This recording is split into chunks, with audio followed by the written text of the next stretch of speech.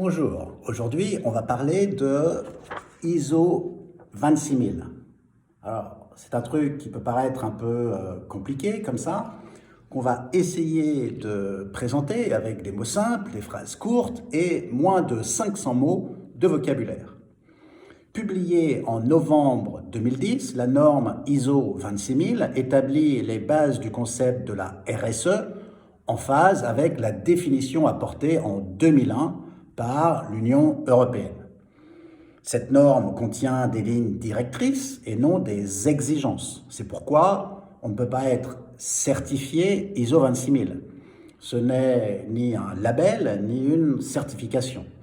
C'est une démarche guidée dont la mise en œuvre peut être évaluée par des organismes indépendants, ce qui donnera lieu à une note, mais pas à une certification.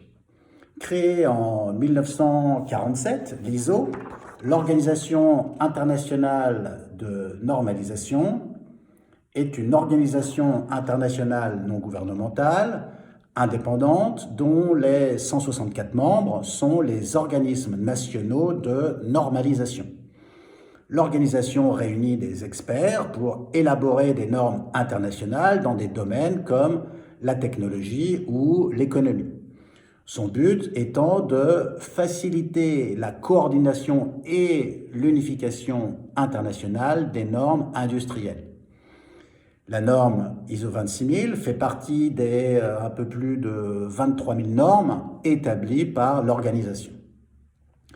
L'idée étant de pouvoir garantir des produits et services sûrs, fiables et de bonne qualité pour aider les entreprises à accéder à de nouveaux marchés basés sur des règles de jeu équitables pour tous les pays. Son secrétariat central est situé à Genève.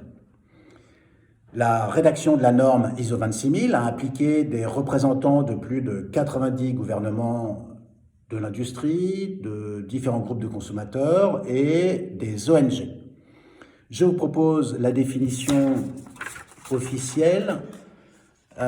C'est la responsabilité d'une organisation vis-à-vis des impacts de ses décisions et de ses activités sur la société et sur l'environnement, se traduisant par un comportement éthique transparent. Donc, l'ISO 26000, ce sont des lignes directrices pour tous ceux qui ont conscience qu'un comportement socialement responsable et respectueux de l'environnement est un facteur clé de réussite de l'entreprise dans notre environnement aujourd'hui. La norme ISO 26000 propose 7 grands principes.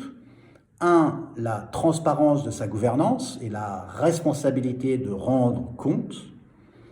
2. La loyauté des pratiques, le comportement éthique et la responsabilité sociale dans la chaîne de valeur. 3. Le respect des droits de l'homme. 4. Les conditions de travail, la protection sociale et le développement humain. 5. Le service au client, la consommation durable, la protection du consommateur, l'éducation et la sensibilisation. 6. La contribution au développement durable, là où l'entreprise est présente dans les territoires. Et 7. La protection de l'environnement, de la biodiversité, prévention de la pollution et l'utilisation durable des ressources. Merci beaucoup, et puisqu'il faut comprendre avant de pouvoir agir, si vous parlez de ISO 26000 autour de vous, moi, je vous like.